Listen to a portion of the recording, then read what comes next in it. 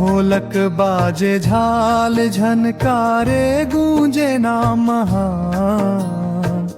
रविदास जी के दर पे आके मिले सच्चा ज्ञान।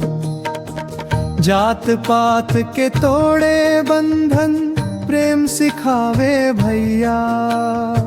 संत रविदास जी बोले सब बराबर भैया। काशी नगरी जन्म हिले संतन में सिरमौर। कर्म से पूज कहलावे लेना धन दौलत जो।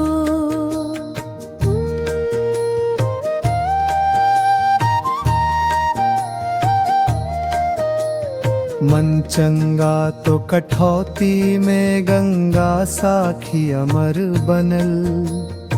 भक्ति के दीप जला के बाबू अंधियारा सब जलल। मीरा रानी गावे भजन रविदास के नाम।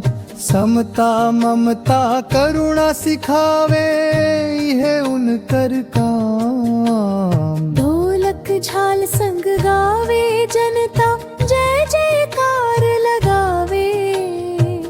रविदास जी की राह पकड़ के जीवन धन्य